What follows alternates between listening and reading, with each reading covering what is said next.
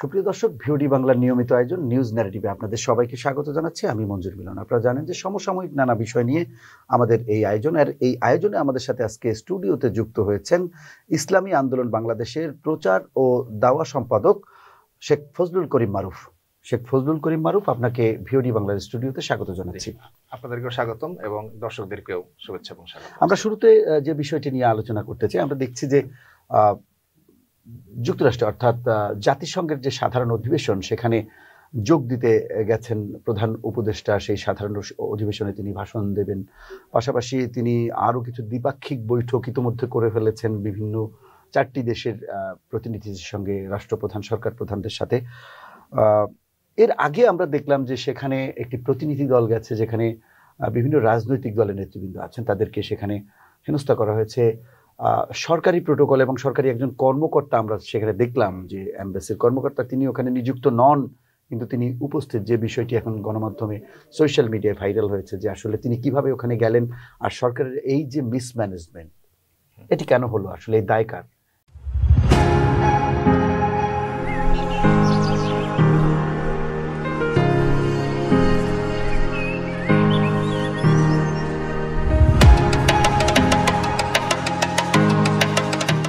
দেখেন, আমরা এই বিষয়টা নিয়ে আমরা আমাদের পার্টির থেকে খুব স্পষ্ট করে বলছি। আমরা বলছি যে এটা একটা পুরো ব্যবস্থাপনাটাই, আয়োজনটাই বিভ্রান্তকর এবং অদূরদর্শী। দেখেন, প্রথমত কয়েকটা বিষয়। একটা হলো যে তিনি গেলেন জাতিসংঘে, তিনি 3টা দলের প্রতিনিধি নিয়ে গেলেন। এর মানে কি? এর মানে হলো নির্বাচনের আগেই তারা একটা আভাস দিতে চাইলেন যে আগামীতে এই 3 দল ক্ষমতায় আসছে। কারণ এটা কিন্তু লেভেল প্লেইং ফিল্ডের ক্ষেত্রে খুব বড় ধরনের সমস্যা। আপনি জানেন যে এটা কিন্তু মনস্তত্ত্বের উপর করে, এটা মনস্তত্ত্বের উপরে নির্ভর করে। এখন যখন সারা বাংলাদেশের জনপ্রশাসনের নেতৃবৃন্দ দেখবেন, কর্মকর্তারা, যে 3টা দলকে সরকার আগের থেকে সরকারি দল হিসেবে ট্রিট করতেছেন, নির্বাচনের মাঠে এর কিন্তু একটা প্রভাব ফেলবে। এটা তারা করলেন, কেন করলেন তার কোনো যৌক্তিক জবাব নাই। তারা নিয়ে গেলেন, নিয়ে যাওয়ার পরে যে অব্যবস্থাপনাটা হইল, তারা পরে ব্যাখ্যা দিয়েছেন যে তারা অনুরোধ করছেন, তাদের ঢুকতে দেয় নাই। এখন বাংলাদেশের রাষ্ট্রীয় অনুরোধ একটা এই কি বলে বিমানবন্দরের কর্তৃপক্ষ রাখে না। তো সব মিলাইয়া একটা হযবরল অবস্থা। এবং একটা কথা আমরা বারবার বলে আসছি যে 5 আগস্টের পরে জনপ্রশাসনে একটা বড় ধরনের পরিবর্তন আনেন, সেটা তারা কিন্তু আনে নাই। আপনাদের কাছে বাইরে গিয়ে এর আগে আসিফ নজরুল সাহেব হেনস্থার শিকার হয়েছে, মাহফুজ আলম ভাই হেনস্থার শিকার হয়েছে, এখন এরা হইলেন। তো এটা আসলে সরকারের চূড়ান্ত রকম অদূরদর্শিতা। প্রথম অদূরদর্শিতা হলো আওয়ামী লীগের পতনের পরে আওয়ামী লীগকে আসলে কিভাবে বিবেচনা করা হবে, এই সরকারের চরিত্র আসলে কি হবে, এই জায়গাটা তো বড় ধরনের ভুল বোঝাবুঝি হয়েছে। আমরা বারংবার বলে আসছে যে আওয়ামী লীগ কোনো পথভ্রষ্ট রাজনৈতিক দল না, আওয়ামী লীগ একটা মাফিয়া দল। তারা মাফিয়াদের মতো করেই পুরো দেশটাকে ধ্বংস করার জন্য, লুটেপুটে খাওয়ার জন্য সিস্টেম ডেভেলপ করছিল, পদে পদে জায়গায় জায়গায়। এইটাকে একেবারে ঝেড়ে মুছে পরিষ্কার করে একটা বৈপ্লবী সরকার গঠন করেন। তা করেন নাই। ফল যা হওয়ার তা হয়েছে। আজকে সারা বিশ্বের প্রত্যেকটা দূতাবাসেই এমন এমন কর্মকর্তা আছেন যারা আওয়ামী লীগের উদ্দেশ্যকে তারা সফল করার জন্য কাজ করছেন। এখন তিনি অনেকগুলো দ্বিপাক্ষিক বৈঠক করছেন, জাতিসংঘে অনেক বক্তব্য দিবেন। আসলে কি বলছেন সেটা নিয়েও কোনো পরিষ্কার বার্তা আমরা জানি না। আমরা আমাদের দলের পক্ষ থেকে বলেছি যে বাংলাদেশের যে গণতান্ত্রিক যাত্রা, সেটা নিয়ে তুলে ধরেন, রোহিঙ্গা ইস্যু নিয়ে তুলে ধরেন, একই সাথে সাথে ফিলিস্তিন নিয়ে একটা জোরাল অবস্থান নেন, ভারতে যে মুসলমানদের উপরে বা সংখ্যালঘুদের নির্যাতন হচ্ছে তার পক্ষে তুলে ধরেন। এখন তিনি দ্বিপাক্ষিক বৈঠক করছেন, কি আলাপ করছেন আমরা জানি না। তিনি হয়তো ব্যবসা বাণিজ্য আলাপ করছেন, কিন্তু বাংলাদেশে কিন্তু বৈদেশিক ঋণ বলেন আর বৈদেশিক ইনভেস্টমেন্ট বলেন, কোনটা কিন্তু বেশি আসে নাই।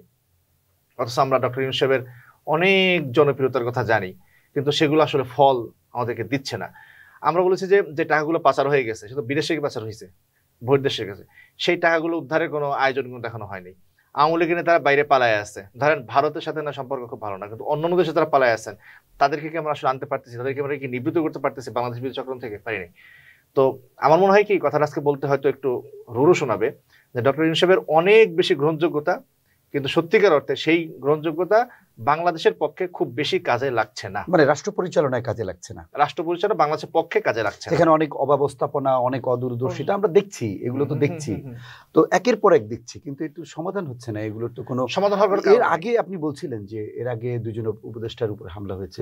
এরকম পরিস্থিতিতে কিভাবে এরকম একটা অব্যবস্থাপনা হয়? এখানে আমাদের বড় প্রশ্ন কি, দেখেন বিদেশে 1-2জন নেতৃবৃন্দ যাচ্ছেন, তাদের নিরাপত্তা এই প্রশাসন দিতে পারছে না। এই আগামী নির্বাচনে কি হবে? আমাদের জাতীয় নেতারা একেবারে মাঠে ঘাটে, সেই প্রশ্ন তো আসতেই পারে। তাদের নিরাপত্তা প্রশ্ন তো আসবে, কি দেবে? এখন এই সরকার আসলে যারা আছেন, সত্য কথা হলো ডক্টর ইউনূস সাহেব তিনি ফ্যাসিস্ট আমলে এক ধরনের ঝুঁকিতে ছিলেন। এর বাইরে আসিফ নজরুল স্যার শেষ দিকে কিছু ঝুঁকিতে ছিলেন। বাকি একজনও কিন্তু গত আওয়ামী লীগ সরকারের আমলে তারা কোনো ঝুঁকিতে ছিল না, সবাই কিন্তু ভালো অবস্থানে ছিল। ফলে এই সরকারকে, আওয়ামী লীগ সরকারকে তারা ওইভাবে মানে বুঝতে পারে নাই। বুঝতে না পারার কারণে রাষ্ট্র পরিচালনা ব্যর্থ হচ্ছেন। যে কজন আছেন, একজন রাষ্ট্র পরিচালনার অভিজ্ঞতা নাই, কয়েকজন আছেন সচিব, সচিব হচ্ছে পররাষ্ট্র সচিব, বাকিরা হইলেন সব সুশীল। এখন আওয়ামী লীগের মতো একটা ফ্যাসিস্টকে দমন করার জন্য সুশীলপনা দিয়ে আসলে হয় না। আমরা 5 আগস্টের পরে একটা সুশীলপনার খপ্পরে পড়ছি। এই সুশীলপনার খপ্পর থেকে বের হইতে না পারার কারণে এই সমস্যাগুলো হচ্ছে। এখন এই সুশীলপনা থেকে বের হইতে হবে, সেটা আমি জানি না এরা পারবে কিনা। নির্বাচনের আগে এই সুশীলপনা বা এই উপদেষ্টা পরিষদ বা এই সরকারের খপ্পর থেকে কিভাবে বের হবেন, এটা আসলে আমরা আসলে খুবই মানে আশাহত। দেখেন এত রক্ত পরে জুলাই হইলো, আমি একটু আগে কথা বলছিলাম আপনাদের সাংবাদিকদের সাথে, কি পরিমাণ রক্ত যে আমি দেখছি। আমি যাত্রাবাড়িতে কাজ করছি, আমি একটা হসপিটাল জব করি, শেষ দিকে আমি ভাই রক্ত মুছতে পারতাম না নিচে। আমি যখন হেঁটে যাইতাম আমার রক্ত হয়ে যেত, দোতলা পর্যন্ত রক্তে ছাপ উঠে যেত। এত রক্তের পরেও আজকে জুলাই সনদ করা যাচ্ছে না। জুলাই সনদের আইনি ভিত্তি কি হবে সেটা এখন নিশ্চিত করা যাচ্ছে না। ফ্যাসিস্টের বিচার 2-4 জন 10-15 জনকে বিচারের আওতা আনা হয়েছে, অথচ আমার এলাকায় আমি খুনি চিনি, আপনার এলাকায় আপনি খুনি চিনেন, প্রত্যেকটা ইউনিয়নে, থানায়, উপজেলায় আওয়ামী লীগের খুনিরা আছে, তাদের বিরুদ্ধে কোনো বিচারের ব্যবস্থা নেওয়া হচ্ছে না। তো এই যখন সামগ্রিক পরিস্থিতি, তখন আসলে আমাদের আশাহত হতে হয়। এবং বিশেষ করে এই সরকারের যে নিয়ন্ত্রণের জায়গাটা, প্রধান উপদেষ্টার সফর, এটা তো সর্বাধিক গুরুত্বপূর্ণ একটা সফর, অগ্রাধিকার প্রাপ্ত সফর। সেই সফরে যদি এই পরিমাণ অব্যবস্থাপনা হয়, তা আগামী নির্বাচনের দেশ কই যাবে আমার তো ভাবতেই অবাক লাগে, আমরা আশঙ্কিত হই। ফলে আমরা জানি না যে আগামীতে কি হবে, কিন্তু আমরা খুবই আশাহত এবং খুবই আশঙ্কিত। না, আমরাও এই বিষয়গুলো আজকে আমি গণমাধ্যমে লক্ষ্য করলাম যে প্রধান উপদেষ্টার যে সফরে রোহিঙ্গা বিষয়ে তিনি বক্তব্য দিবেন। সেখানে রোহিঙ্গা পাশাপাশি অর্থনৈতিক যে চুক্তিগুলো, দুদেশের ইনভেস্টমেন্টের যে চুক্তিগুলো, এই বিষয়গুলো প্রাধান্য পাবে। বৈশ্বিক কিছু বিষয় আছে, সেগুলো এই সাধারণ পরিষদের যে ভাষণে তিনি সেগুলি উল্লেখ করবেন। পাশাপাশি যে 4টি দেশের সাথে ইন্ডিভিজুয়াল যে বৈঠকে অংশ নিয়েছেন, সেখানেও এই বিষয়গুলো উল্লেখ করেছেন তিনি। সেটি তিনি করবেন। আপনি যেমন প্রশ্ন তুলেছেন, আমরা জানি না এই রোহিঙ্গা বিষয়ে ফলাফল কি আসছে, এটি আসলে আমরা দেখব সরকারের কার্যক্রম। পাশাপাশি আন্তর্জাতিক মহল রোহিঙ্গা ইস্যুকে কিভাবে দেখছে, এখানে তারা আমাদের এখানে যে এক ধরনের অনেক দিন ধরে একটা রাষ্ট্র আসলে কতদিন বাহিরের নাগরিককে সংস্থান করতে পারে। ডক্টর ইউনূস সাহেবের যে আন্তর্জাতিক গ্রহণযোগ্যতা, তিনি যেভাবে উষ্ণ অভ্যর্থনা পান, তার ফলে আমাদের একটা আশা জন্মাইছিল। কিন্তু সত্যি কথা বলতে গেলে তিনি তো আজকে প্রায় 1 বছরের উপরে রাষ্ট্রপ্রধান, তার কিন্তু প্রতিফলন হয়নি। হ্যাঁ, তিনি জাতিসংঘের মহাসচিব আনছেন, তিনি মহাসচিব না খেয়ে রোজা রাখছেন, ভালো। কিন্তু একজন রোহিঙ্গাকে ফেরত গেছে, বা ফেরত না যাক, বলে ফেরত তো লম্বা প্রসেস, আলোচনার টেবিলে কি মায়ানমারকে বসানো গেছে, একটা আলোচনার অগ্রগতি হয়েছে? হয় নাই তো। তো এখন এই ধরনের প্রতীকী আবেগী বিষয় দিয়ে তো আসলে আমাদের কোনো সম্মেলনও করেছেন, অনেক কিছুই হয়েছে, কিন্তু কাজের কাজ কতদূর গেছে, চেষ্টা আছে তার, সেটা আমরা বলি, কিন্তু আসলে ফলাফল আমরা পাচ্ছি না। বিদেশি বিনিয়োগ কি আসছে? তাহলে কেন, আপনি কি মনে করছেন কেন হচ্ছে না? আমার কাছে মনে হয় যে বাংলাদেশের প্রশাসনটা গত 15 বছরে যেভাবে দুর্নীতিপরায়ণ হয়েছে, যেভাবে আওয়ামীকরণ হয়েছে, সেখান থেকে বের না হইতে পারার কারণে রাষ্ট্র যেভাবে ফাংশন করার কথা সে ফাংশন করছে না। পদে পদে এই বিদেশি বিনিয়োগ বলেন বা কোনো শুভ আকাঙ্ক্ষাকে বলেন, পদে পদে বাধাগ্রস্ত করা হচ্ছে। অনেকগুলো আমরা দেখি না, যেগুলো দেখি সেগুলো আমরা দেখতেই পাচ্ছি না। এটি আমি স্বীকার করি, কারণ আমরা জানি যে ধরেন যেখানে প্রধান উপদেষ্টা সফরে দেখছেন বোধহয় মির্জা ফখরুল সাহেবকে কিভাবে টেনে নিয়ে যাচ্ছে, হ্যাঁ দেখছেন না, এটা কিন্তু সভ্যতার কথা না। তো প্রকাশ্যে যেমন এরকম করতে পারে, তো ভিতরে ভিতরে কি না করে সেটা আমরা কি করে বলি? যখন সরকারের অব্যবস্থাপনা এবং ব্যর্থতার, হ্যাঁ অবশ্যই সরকারের। এখন এই সরকারে যারা পরিচালনা করছেন, তারা আওয়ামী লীগকে যদি ওইভাবে নিতেন, নাৎসিদেরকে যেভাবে নেওয়া হয়েছে, যে ঝাড়ে বংশে আওয়ামী লীগকে সরায় দেওয়া, মুছে ফেলা, সেটা যদি করা যেত তাহলে এই প্রবলেমটা হইতো না।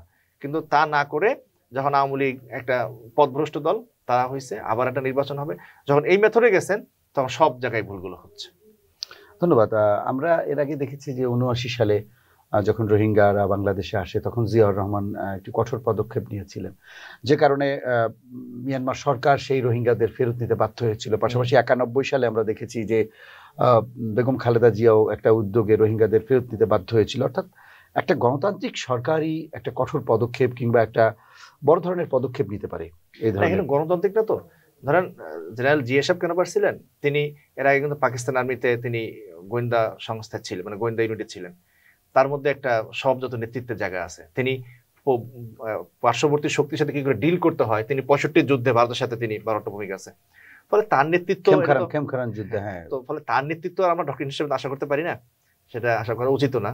তার নেতৃত্ব বাংলাদেশের জন্য একটা, কিন্তু আমরা তো আরো বেশি আশা করেছিলাম, কিছু হয়নি। কারণ কি, ডক্টর ইউনূস সাহেব যে ধরনের নেতৃত্ব করে অভ্যস্ত, সেটা হলো একটা মানে সবাই খুব সভ্য, সবাই খুব ভালো, পরস্পর শ্রদ্ধা সম্মান আছে, এইরকম একটা পরিস্থিতি তিনি প্রতিষ্ঠান চালায় অভ্যস্ত।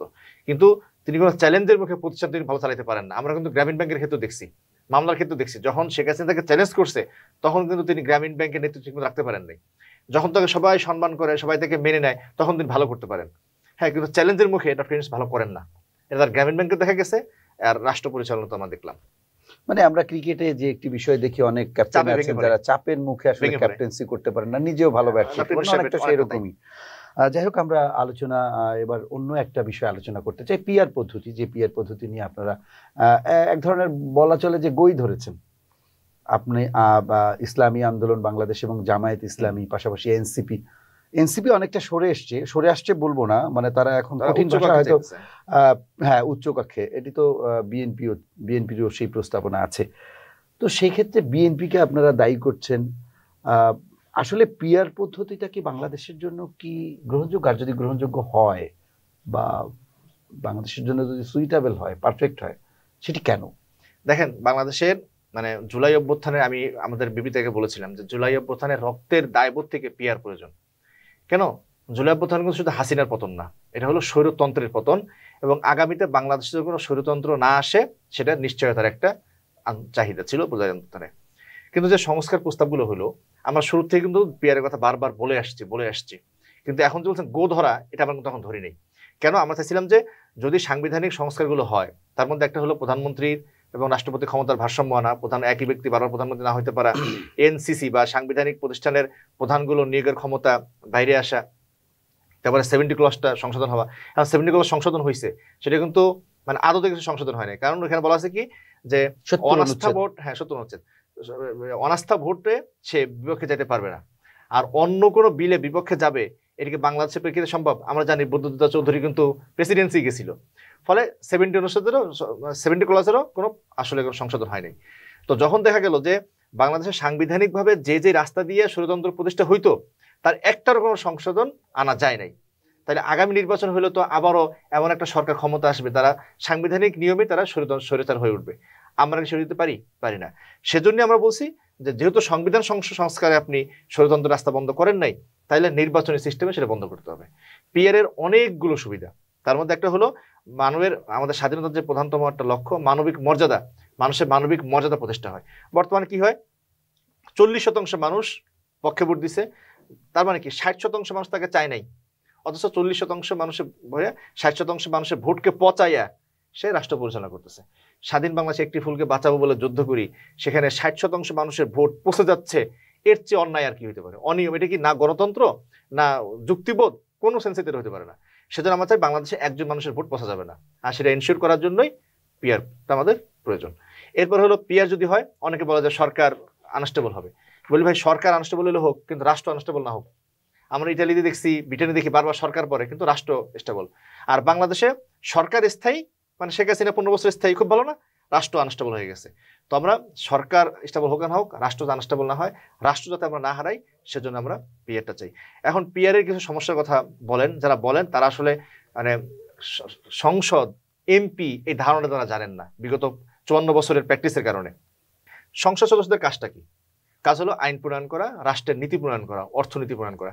সেদিন আমি সিজিএস এর একটা প্রোগ্রাম ছিলাম, তারা বাংলাদেশে অনেকগুলো থ্রেট সামনে আনছে, মানে বর্তমান যে বৈশ্বিক ব্যবস্থা, চীন, ভারত, আমেরিকা কেন্দ্রিক, এই ধরনের অর্থনৈতিক সমস্যা, আমাদের যে রপ্তানি পণ্য সেটা এক কেন্দ্রিক, আমেরিকা শুল্ক বাড়াইলে আমাদের যায় অবস্থা তৈরি হয়।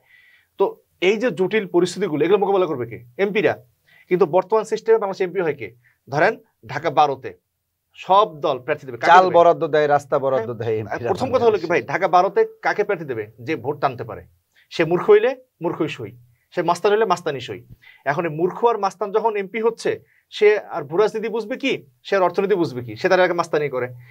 এমপি করে কি, স্কুলের হয়, সভাপতি হয়, সেটা আইন করা হয়। এমপির কাছে তো স্কুলের সভাপতি হওয়া না। এখন বর্তমান সিস্টেম যেটা হচ্ছে, আমাদের রাষ্ট্র পরিচালনায় একদল মানে অযোগ্য লোককে দিচ্ছে, যার ফলাফল আমরা কিন্তু বহন করছি। বৈশ্বিক যে জটিলতা রাজনীতির, সেখানে আমরা পিছিয়ে পড়ছি।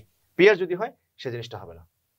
এখন অনেকে বলবে যে অনেকে কালকে বলেন যে ভোট দিব সন্দ্বীপে, এমপি হবে কোথায়, কি মালদ্বীপে বা কুড়িগ্রামে। ভোট দিব 14 গ্রামে, এমপি হবে এই কুড়িগ্রামে। আমি বলি যে না, পিয়ার অনেকগুলো সিস্টেম আছে, তার মধ্যে একটা হলো জেলা ভিত্তিক পিয়ার। হ্যাঁ, জেলা ভিত্তিক পিয়ার হইলে আপনি 14 গ্রামে ভোট দিলে এমপি 14 গ্রামেই থাকবে, এমপি বাইরে যাবে না। আর তো এই হলো পিয়ার বাংলাদেশের জন্য। বললাম তো, স্বৈরতন্ত্রকে রক্ষা পাওয়ার জন্য এবং আগামী রাষ্ট্র পরিচালনা দক্ষ নেতৃবৃন্দ আনার জন্য, নির্বাচনে কালো টাকা পেশি শক্তি সেটাকে রোধ করার জন্য পিয়ার জরুরি। এবং সবচেয়ে বড় কথা হলো, মানুষের ভোটের অধিকার, ভোটের মর্যাদা রক্ষা করার জন্য পিয়ার জরুরি। ধন্যবাদ। আজকে দেখলাম আমরা বিএনপির মহাসচিব, তিনি বললেন যে পিয়ার পদ্ধতি স্বৈরতন্ত্রের দরজা খুলে দেবে।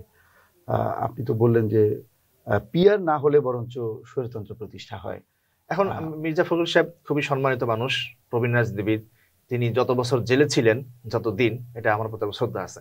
তিনি কোন যুক্তি বলছেন আমি জানি না, কিন্তু পিয়ার হলে স্বৈরতন্ত্র প্রতিষ্ঠা হবে, এটা মনে হয় পিয়ারের সবচেয়ে কড়া সমালোচক বলে না। পিয়ারের বিরুদ্ধে সমালোচনা দুইটা, একটা হলো পিয়ার হলে সরকার আনস্টেবল হবে, আর একটা হলো স্থানীয় মানুষ তার নেতা পাবে না। দুইটার অ্যান্সার কিন্তু আমি দিয়ে ফেলছি। স্থানীয় মানুষের নেতা কিন্তু এমপি না, স্থানীয় মানুষের নেতা হলো স্থানীয় সরকারের যারা প্রতিনিধি, তারা চেয়ারম্যান, উপজেলা চেয়ারম্যান, ইউনিয়ন পরিষদ চেয়ারম্যান। ফলে কিন্তু ফখরুল সাহেব কোন সেন্সে বলছে আমি জানি না, কিন্তু পিয়ারের কড়া সমালোচক এটা বলে না যে পিয়ার আসলে ষড়যন্ত্র আসবে। ধন্যবাদ। আমরা জানি এখন যে পরিস্থিতি বিরাজ করছে, নভেম্বর বা ডিসেম্বরে হয়তো শিডিউল চলে আসবে, নির্বাচনী তফসিল ঘোষণা করা হবে। তাহলে এর মধ্যে যদি রাজনৈতিক দলগুলো এই বিষয়গুলোতে সমঝোতায় আসতে না পারে, সেখানে আবার জুলাই সনদের কথাও বলা হচ্ছে যে জুলাই সনদ দেওয়া হবে। জুলাই সনদ দিলেই বা কি হবে? একদিকে আমাদের নির্বাচনী যে ট্রেন্ড, সেটি চালু হতে আমাদের অলরেডি নির্বাচনী কার্যক্রমের মধ্যে ঢুকে গেছেন, নির্বাচন কমিশন ঢুকে গেছে, এটা ঠিক আছে। কিন্তু নভেম্বর বা ডিসেম্বরে তফসিল ঘোষণা করবে, অন্যদিকে জুলাই সনদে আদৌ কি হচ্ছে বা হবে, এটিও তো সাধারণ মানুষ এখনো স্পষ্ট না। তো সবকিছু মিলিয়ে আসলে নির্বাচন নিয়ে একটা শঙ্কাও মানুষ করছে, অনেকেই করছে। দেখেন, আসলে আমরা কথাটা বলবেন যে আমরা নির্বাচন বিরোধী। এই নির্বাচন হ্যাঁ দরকারটা কি? মানে পুরাতন বন্দোবস্তের নির্বাচনে আমরা তো ফ্যাসিস্ট হাসিনা পাইছি। পুরাতন নির্বাচনে সত্য কথা বলতে গেলে 2006-এ আওয়ামী লীগ কি চেষ্টা করে নাই নির্বাচনকে ম্যানিপুলেট করার জন্য? করছে তো। মানে কথাটা শুনতে খারাপ, কিন্তু বাংলাদেশের রাজনৈতিক যে প্যারাডাইম, মানে রাজনৈতিক দলের গঠনিক প্রক্রিয়া, নেতৃত্ব বাছাই, রাজনীতি করার মোটিভ, রাজনৈতিক দলের মেজাজ, চরিত্র, সব কিছুতে বিএনপি আর আওয়ামী লীগ একই ধরনের। এবং আমাদের নির্বাচনী কাঠামো, সেই যে আমাদের বর্তমান বিদ্যমান রাজনৈতিক চরিত্র, মেজাজ, সেটাকে রক্ষা করার জন্য নির্বাচনী কাঠামো। এখন সত্যি বলতে কি, এই নির্বাচনে এমপি বাছাই হয় না, বরং 300 আসনে 300 জন ঠিকাদার, ভালোবাসায় বললে, অথবা 300 জন মাস্তান, 300 জন তৈরি হয়। এখন এই নির্বাচনকে লাভটা কি? এটা কি ঢালাভাবে বলা যায়? প্রায় আপনি বিগত আমাদের সংসদ নির্বাচনগুলো যদি দেখেন, তার মধ্যে কয়জন আসলে সংসদ সদস্য হওয়ার মতো, কয়জন আসলে রাজনীতিবিদ, দেখবেন সবই কিন্তু ব্যবসায়ী। তার ব্যবসায়িক স্বার্থ রক্ষা করতেছে, এলাকায় স্বার্থ রক্ষা, মানে এলাকায় এসে মাস্তানি করে বড় লোক হতেছে। এমপিদের সম্পদ যে হারে বাড়ে, 1-2 গুণে না, 1000 গুণে বাড়ে। এটা কেন বাড়ে? মানে ওই এলাকার তার ঠিকাদারি তার। আপনি বাংলাদেশের যে কোনো এলাকার এমপিকে, মানে এমপি যখন হয়, তার বাইরে কোনো কর্মকাণ্ড করতে পারেন না। আমি কেরানীগঞ্জে থাকি, কেরানীগঞ্জে ওই এক সেফটি বালি ফেলতে গেলেও সেখানে শাহিন চেয়ারম্যান আর হলো ওই যে কি দীপু, তাকে টাকা দিতে হইতো। এটা তো সারা বাংলাদেশের চরিত্র। তো সেইখানে এই ধরনের নির্বাচন হয়ে বা লাভ কি? আমরা কি আর নতুন এক দল আমরাই পাবো, ঠিকাদার পাবো? সেজন্য আমরা চাই যে নির্বাচন ভালো করে হোক। তবে ইসলামী আন্দোলন বাংলাদেশ চাই যে নির্বাচন হোক, কারণ এখন যারা সরকার চালাচ্ছে তাদের যে ভাবগতিক, তাদের যে সক্ষমতা, এটা আসলে ভালো না। সেজন্য আমরা চাই নির্বাচন হোক, তবে আমরা পিয়ারের জন্য লড়াই করে যাব। শেষ পর্যন্ত যদি পিয়ার না হয়, পিয়ারের যদি ঐকমত্য না হয়, তাহলে আপনারা নির্বাচনে যাবেন? এটা সময় বলে দেবে। মানে এখনো আপনারা সিদ্ধান্ত নেননি, নাকি এটি একটি কৌশল? না, আমাদের বিএনপি যেমন বলছে, ইঙ্গিত করছে যে এটি আসলে পিয়ারের বিষয় না, এটি আসলে মানে অন্য বিষয়, কি ইঙ্গিত দিচ্ছে। ওনা বলবো যে বিএনপি থেকে আমরা আসন থেকে, অনেকে বিশ্লেষণ করছেন যে আসন বন্টন বা কে কত আসন পাবে। বাংলাদেশের রাজনীতি যদি মাঠ পর্যায়ে কেউ থাকে, তাইলে বরং আমি বলবো বিএনপির উচিত ইসলামপন্থীদের সাথে নেগোসিয়েশনে আসা, যে আপনার কয়টা আসন ছাড়বো বিএনপিকে। মানে আসনের জন্য বিএনপির কাছে ইসলামপন্থীতে যাওয়া লাগবে এটা না, বরং বিএনপির ইসলামপন্থী নেগোসিয়েশন আসা উচিত। ফলে আমাদের কোনো কারোর সাথে ওই ধান্দা নাই। আমরা চাচ্ছি যে বাংলাদেশটা সত্যিকার অর্থেই, আর বারংবার বলি, বিএনপির একটা বলেন যে তাদের 90% ভোট আছে, পিআর করেন, পিআর করে আপনি 100-270টা আসন নেন, রাষ্ট্র ছাড়া আমার না নাই তো, আপনার জনসমর্থন লাখ লাখ, আপনি পিআর দেন, সমস্যা নেই তো আমার। কিন্তু আপনি পিআর দিয়ে চান না কেন? সমস্যাটা আমি এটা বুঝি না, পিআর সমস্যাটা কি? পিআর হইলে জনমতের শতভাগ প্রতিফলন হয়, তাহলে দেখেন পিআর না হলে সমস্যা কি? বিগত নির্বাচনগুলোতে ভোটে 4-5% এদিক সেদিক হওয়ার কারণে এই আসনে কিন্তু অনেক বড় ধরনের হেরফের হয়েছে। তো বিএনপি পিআর দিক দিয়ে তারা 100% ভোট পায়, 300 আসন নিক বিএনপি, একটা কথা আমরা কোনদিন বলবো না। আর তারও আগে পিআর এর পক্ষে তো বিএনপি স্পষ্ট করেছে যে ছোট দলগুলো অনেক বেশি আসন পাবে। ছোট দল মানে কি? ছোট দল মানে কি? এটা বিএনপির দাবি যে ছোট দলগুলো অনেক বেশি আসন পাবে, যেটা তারা এই ধরনের মানে যেই কথায় বিএনপি ছোট দল বলে সেই কথা বিএনপি ছোট দল 18তে মাত্র 6টা আসন পাইছে, হ্যাঁ ওটাকে বিএনপি ছোট দল বলবো? আমরা তো যার দল হিসেবে ইসলামী আন্দোলন ইলেকশন করার পরে একটা আমরা ভালো নির্বাচন পাই নাই। আমরা 8-এ প্রথম দলগত নির্বাচন করছি, 14-তে 24-এ যাই নাই, 18-তে গেছি। হ্যাঁ এর ভিত্তিতে আমি যদি ছোট দল হই তাহলে বিএনপি তো ছোট দল। 18তে আসন পাইছে কয়টা? 6টা। আর একটা হলো পিআর এ পাওয়া আসন, বেশ রুবিন ফারহানা তো পিআর এ পাওয়া আসন। হ্যাঁ ওই সংরক্ষিত আসন, সংরক্ষিত না পিআর এ পাওয়া একই কথা। হ্যাঁ ওটা তো পিআর পদ্ধতিতেই হতো। ওনারা বলে যে পিআর নাকি খায় না মাথায় দেয়, পিআর বাংলাদেশে নাই, পিআর ছিল তো। রুবিন ফারহানার সহ তো পিআর এর ইলেকশন, নারী সংসদ সদস্যদের পিআর পদ্ধতিতেই মূলত নির্বাচন করা। পিআর থাকে বাংলাদেশে। হ্যাঁ সেটা তো আমরা নারীদের জন্য আলাদা বিবেচনা করার জন্য নারী, তার মানে পিআরটাই হওয়া উচিত, সব মানুষের মতে প্রতিফলন আসুক রাষ্ট্র পরিচালনায়।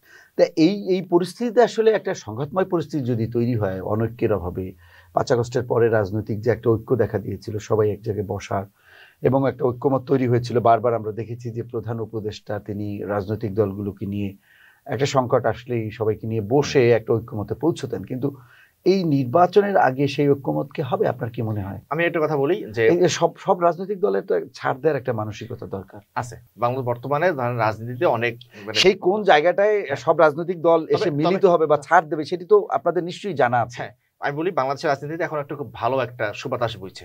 আমাদের মধ্যে রাজনৈতিক মতবিরোধ প্রচুর আছে, রাজনীতির সঙ্গে কথা বলি, পরস্পরের সম্পর্কে অনেক কথা বলি, কিন্তু ফ্যাসিবাদের বিপক্ষে সবার একটা সুন্দর ঐক্যমত আছে। বাংলাদেশে যদি আবার কোনো একটা সম্ভাবনা দেখা দেয় যে ফ্যাসিবাদ আসবে, দেখুন সব আমরা এক কাতারে, ফলে এই জায়গাটা ভালো। ফলে আপনি এমন কোনো আশঙ্কা নাই যে রাজনৈতিক দলগুলো অনেক কোনো আসলে মতের ভিন্নতা, এটার কারণে বাংলাদেশ আবার কোনো জায়গায় পড়বে, খারাপ জায়গায় পড়বে, এটা হবে না ইনশাল্লাহ। আমি এই ঐক্যমতটা থাকলে আসলে আশঙ্কার জায়গাটা থাকে আছে, সবার মধ্যেই ঘনিষ্ঠ বোঝাপড়াটা আছে এবং সবাই চায় যে ফ্যাসিবাদ না আসুক। না আসার পক্ষে বিএনপি মনে করছে ওইভাবে ফ্যাসিবাদ আসবে না, আমরা মনে করছি ওইভাবে ফ্যাসিবাদ আসবে না, কিন্তু মূল লক্ষ্য কিন্তু ফ্যাসিবাদ না আসা। এমন কোনো সম্ভাবনা যদি দেখা যায় ফ্যাসিবাদ ঢুকতেছে, দেখবে যে আবার সবাই সেই 5 আগস্ট ফেরত আসছে, সবাই এক কাতারে। যদি আওয়ামী লীগ তো রাজনৈতিকভাবে কার্যক্রম নিষিদ্ধ হলো, কিন্তু জাতীয় পার্টি যদি নির্বাচনে যেতে চায় কিংবা জাতীয় পার্টিকে যদি নির্বাচনে ইনভাইট করা হয়, সেক্ষেত্রে আসলে আমরা জাতীয় পার্টিকে নিষিদ্ধ করার দাবি জানাইছি। নিষিদ্ধ বলতে তাদের বিচার হইতে হবে, বিচারকালীন তাদের নিষিদ্ধতা, এরপর বিচারের পর যা হবে তাই। আমরা বিচারহীন নিষিদ্ধ করতে বলি না, কিন্তু বিচারকালীন তাদের কার্যক্রম নিষিদ্ধ রাখতে হবে। কারণ দেখেন আওয়ামী লীগ আর জাতীয় পার্টির মধ্যে কোনো ধরনের কোনো পার্থক্য নেই। তাহলে আওয়ামী লীগ যদি নিষিদ্ধ করা যায় তাহলে জাতীয় পার্টিকে কেন যাবে না? এখন এই জায়গায় আসলে বিএনপি নেতৃবৃন্দ যেটা মির্জা ফখরুল সাহেব বারবার বলেন যে ইনক্লুসিভ, এখন আমি ইনক্লুসিভনেস করতে গিয়ে আমার ঘরে কি আমি একজন চোরকে, একজন ডাকাতকে, খুনিকে আমি জাগাইতে পারি? বলে এখানে 50 জন মানুষ আছেন, এখানে বাইরে বৃষ্টি হচ্ছে, হ্যাঁ ইনক্লুসিভনেস ঢুকাইয়া আমি একজন ডাকাত যে আমাকে ছুরি মেরে গেছে আমার পাইলে ছুরি মারবে, এটা তো ইনক্লুসিভনেস না। তখন ওনারা, আমি বারবার যেটা বলি যে ওনারা আওয়ামী লীগকে অন্যভাবে বিবেচনা করছেন। এখানে একটা কথা আমি বলি না যে প্যারাডাইম শিফট, বর্তমান বাংলাদেশের যে রাজনৈতিক প্যারাডাইম, সেই প্যারাডাইমে বিএনপি আর আওয়ামী লীগ একই প্যারাডাইমে তারা ওন করে বা তারা থাকে। যদি আওয়ামী লীগ বাদ যায় তাহলে প্যারাডাইম ভেঙে যায়, আর প্যারাডাইম ভাঙলে বিএনপি স্বয়ং অপ্রাসঙ্গিক হয়ে যায়। বিএনপির সামনে একটা ভয়ঙ্কর রকম একটা মানে বিপদ, যে আওয়ামী লীগ নিষিদ্ধ করলে তাদের যে প্যারাডাইম, সেই প্যারাডাইম ভেঙে যায়, আর ভেঙে গেলে তারা অপ্রাসঙ্গিক হয়ে যায়, কারণ তাদের নিজেদের স্বার্থেই তাদের জাত শত্রুকে আবার তারা রিভাইভ করতে চায়। আমি বলবো যে এটা বিএনপি নেতৃবৃন্দের ভুল, এবং বিএনপিতে প্রচুর তরুণ নেতৃবৃন্দ আছে, তারা ওই প্যারাডাইম থেকে বেরিয়ে আসা উচিত। রাজনীতি করার মোটিভটা কি? বিএনপিতে রাজনীতি করে সবাই বলে চাঁদাবাজি করা, সবাই না ধরেন অধিকাংশ চাঁদাবাজি করা, এলাকায় একটা পাওয়ার এক্সারসাইজ করা। ওইখান থেকে বেরিয়ে আসা আমরা ইসলামপন্থী যে রাজনীতিটা করি, আমরা কেউ ব্যক্তিগতভাবে পাওয়ার এক্সারসাইজ করার রাজনীতি করি না। আমরা চাই যে মানুষের ভালো হোক, মানুষের ভালো আমার কি, মানুষের ভালো আমি পরকালে পাবো। আমাকে আল্লাহ খলিফা হিসেবে পাঠাইছেন, মানুষের কল্যাণ করার জন্য পাঠাইছেন। এই যে আমার একটা পরার্থতার মোটিভ, এই মোটিভে যদি বিএনপি আনতে পারে তাহলে আমি মনে হয় আমার চেয়ে বিএনপি ভালো করবে, কারণ বিএনপির অতীত অভিজ্ঞতা আছে। কিন্তু বিএনপি সেই মোটিভ আছে, ফলে আমার চেয়ে বিএনপি ভালো করার কথা। ইসলামে আছে, রাসূল সাল্লাল্লাহু আলাইহি ওয়াসাল্লাম বলছেন খেয়ারকুম ফিল জাহিলিয়া খেয়ারকুম ফিল ইসলাম, মানে জাহিলি যুগে যে ভালো যোদ্ধা খালিদ বিন ওয়ালিদ, সে ইসলাম গ্রহণ করার পরেও কিন্তু সে ভালো যোদ্ধা। ফলে বিএনপি যদি এই কৌশলটা সে ভালো জানতো, ফলে এই প্যারাডাইম যদি আসে বিএনপি, তাহলে আমার মনে হয় বিএনপি আমাদের চেয়ে ভালো করবে। কিন্তু বিএনপি সেটা ছাড়তে পারছে না, সেজন্য আসলে হতাশ হইতে হয়। বিএনপি সেটা ছাড়তে পারতো, বাংলাদেশ একটা অন্য মাত্রায় চলে যেত। জুলাই আগস্টের পরে একটা ভিন্ন মাত্রা বাংলাদেশ যাইতো, এখন সেই মাত্রাটা আমরা যাইতে পারতেছি না আর কি। না এখন তাহলে আপনার বিএনপি এবং সরকার এদের প্রতি সামনে নির্বাচন, এই পিআর ইস্যু সবকিছু মিলে আহ্বান কি থাকবে সরকার এবং বিএনপি? আমি বলবো যে প্রশাসনের যারা এখনো আওয়ামী মনস্ক আছে তাদেরকে দ্রুত প্রশাসন থেকে সরাইতে হবে, আর সরকারকে শক্ত হইতে হবে। কারণ যে রাষ্ট্র সম্পর্কিত একেবারে আদি যে ধারণা, সে ম্যাকিয়াভেলি যে ধারণা, এটা একটা থাকে লেভিয়াতন থাকে, তাকে কিন্তু অনেক বড় করে আঁকা হয়েছে, সবার উপরে সে শক্তিশালী। এটা তো শেখ হাসিনা প্রতিষ্ঠিত করেছে না, কিন্তু এটা কিন্তু মানে ধরেন রাষ্ট্র সম্পর্কিত প্রাথমিক ধারণা যেটা ম্যাকিয়াভেলি, সেখানে কিন্তু এটা আছে। রাষ্ট্র হয়তো হয় শক্ত, সে ন্যায়ের পক্ষে শক্ত অবস্থান নেবে, কিন্তু এই সরকার কোনো জায়গায় শক্ত হইতে পারতেছে না। এটা আমাদের জন্য আসলে খুব মানে প্রবলেমেটিক। রাষ্ট্র শক্ত না হলে তো অপরাধীরা চান্স নেবেই। এই যে আজকে এখানে মিছিল হয়, আওয়ামী লীগের অধিকাংশ নেতারা আবার দেশে ফেরা শুরু করছে, এলাকায় ফেরা শুরু করছে। এটাকে প্রতিরোধ করতে না পারলে তো বিষয়টা তো আর মানে আওয়ামী লীগ আর আমাদের বিষয় না, বিষয় হলো যারা ফ্যাসিবাদ তৈরি করছে এবং একজনের মধ্যে কোনো অনুশোচনা নাই। আমি এই 5 আগস্টের পরে আওয়ামী লীগ করা ডক্টর, প্রফেসর, রিক্সাওয়ালা, শিক্ষিত বহু জনের সাথে কথা বলছি, তাই বিশ্বাস করেন একজনের মধ্যেও কোনো একজনের মধ্যেও না। কি অবাক কাণ্ড! তো সেই আওয়ামী লীগকে কেমনে করে আমরা চান্স দিই? না, সে ভুল হইতে পারে, কিন্তু প্রশাসন থাকবে তো একেবারে সে এদেরকে আমরা কি করে আমার পুনরুদ্ধারের চেষ্টা। এই জায়গাটা মোকাবেলা করার জন্য একটা জাতীয় ঐক্যমত দরকার। এই জন্য সেই ঐক্যমত তো বিএনপিকে আমরা সাথে পাচ্ছি না। তারা জাতীয় পার্টিকে নিষিদ্ধ করার পক্ষে না। তারা যদিও ফখরুল সাহেব সেটাকে অস্বীকার করছেন, আমার একটা নিউজ পেপারে ভাইরাল হয়ে গেছিল যে তিনি আওয়ামী লীগকেও চান নির্বাচন। না, ভারতীয় একটা পত্রিকায় একটি সংবাদ প্রকাশ করেছে, প্রতিবাদ করেছেন যে আমার কথা ধর সেটা বলে নাই, কিন্তু জাতীয় পার্টিকে তা নিষিদ্ধ কেন চান না? যদি বিচারের পরে জাতীয় পার্টি ভালো হয়ে আসে সমস্যা নেই তো। কিন্তু আনিসুল ইসলাম মাহমুদ সাহেব তিনি এখন বড় গলায় সামনাসামনি করে বসেন। আনিসুল ইসলাম মাহমুদ সাহেব আর হাসান মাহমুদের পার্থক্যটা কি? দুইজনই সরকারের এমপি। তো হাসান মাহমুদ সাহেব পালায় গেলে আনিসুল মাহমুদ সাহেব কোন সাহসে, কোন যুক্তিতে তিনি বাংলাদেশে তিনি মানে সাংবাদ সম্মান করতে পারেন? তো এইগুলো তো কেন করছেন আমরা সেটা বুঝি না। এই জায়গায় যে বিএনপি সাথ দেয়, আমি বলি যে আমাদের চেয়ে কিন্তু বিএনপি বড় বিরোধী। সর্বোপরি বিএনপির প্রতি আহ্বান কি? বিএনপির এই সংকট, বিএনপির প্রতি আহ্বান হবে যে ভাই বাংলাদেশ পন্থী হন। আমরা বুঝি যে ক্ষমতা চালাইতে গেলে তারা কি পাকিস্তান বা ইন্ডিয়ান পন্থী না, তারা ক্ষমতাপন্থী। তারা ক্ষমতা চালানোর জন্য তাদের অনেক শক্তির সাথে তাদের নেগোশিয়েট করতে হয়, এটা আমরা জানি ভাই। হ্যাঁ, আমাদের হয়তো মানে সরাসরি অভিজ্ঞতা নাই, কিন্তু এটা বুঝি যে রাষ্ট্র চালাতে অনেকগুলো নেগোশিয়েট করতে হয়। কিন্তু একটা জায়গায় মজবুত থাকেন। দেশ যখন আমরা স্বাধীন করছি 5 আগস্টের, কিন্তু আমরা সব কিছুকে উপেক্ষা করে আমরা হাসিনা তাড়াইছি। এখনো সব কিছুকে উপেক্ষা করে আপনি বাংলাদেশের স্বার্থ এটা আগে দেখবেন যে শক্তিগুলো এখন আপনাকে প্রেশার ক্রিয়েট করছে তারা আপনার সাথে নেগোশিয়েট করবে। কিন্তু তা না করে অমুকের সন্তুষ্ট রাখতে হয়, অমুককে এটা করতে হয়, সেটা করতে যদি আওয়ামী লীগকে কোনো সুযোগ কেউ দেন, আমি বলি প্রথমে হয়তো নাহিদদের ফাঁসি হবে, কিন্তু ফাঁসি যে কজন হবে সেখানে বিএনপি নেতৃবৃন্দের নামই বেশি আসবে। হ্যাঁ, কারণ ক্ষমতার প্রশ্নে আওয়ামী লীগের সবচেয়ে বড় প্রতিপক্ষ বিএনপি, আমরা কিন্তু অতটা প্রতিপক্ষ না। ফলে বিএনপিকে আত্মঘাতী না হইতে আমরা বলবো। আর সেজন্য সাহস করে, হিম্মত করে 5 আগস্টের আগে যেভাবে আমরা সবকিছু উপেক্ষা করে হাসিনা তারাও এখনো সবকিছু উপেক্ষা করে হাসিনার পুনরুত্থান ঠেকাও, এটা যদি করা যায় তাহলে মনে ভালো করবে। আর নাহলে বিএনপি একটা চোরাবালিতে পড়তে যেতেছে। আপনাকে অসংখ্য ধন্যবাদ, আপনার মূল্যবান সময় দিয়েছেন আমাদের স্টুডিওতে এসে আমাদেরকে। যে আপনাদেরকে ধন্যবাদ, আপনারা আমাদের কথা বলার সুযোগ দেন, সেটা আপনাদেরকে ধন্যবাদ। সুপ্রিয় দর্শক, আমাদের আলোচনা আজকের মতো আমরা শেষ করব। তার আগে আমরা বলে যেতে চাই যে আমরাও সবাই একটি ইতিবাচক পরিবর্তন চাই, একটি রাজনৈতিক ঐক্য চাই। কেননা আমরা চাই না আর কোনো ফ্যাসিবাদের জন্ম হোক এই বাংলাদেশে। কেননা বারবার এই যে রক্তপাত, এই যে উত্থান পতন, এগুলো আসলে কারোরই কাম্য নয়। রাজনীতি যদি মানুষের উন্নয়ন কিংবা ভালোর জন্য হয় তাহলে আগামী দিনে সেটি হওয়া উচিত, এবং এই বিষয়টি প্রত্যেক রাজনৈতিক দল এবং রাজনীতিবিদদের মাথায় রাখা উচিত। সবাই ভালো থাকবেন, সুস্থ থাকবেন, নিরাপদে থাকবেন। ধন্যবাদ সবাই।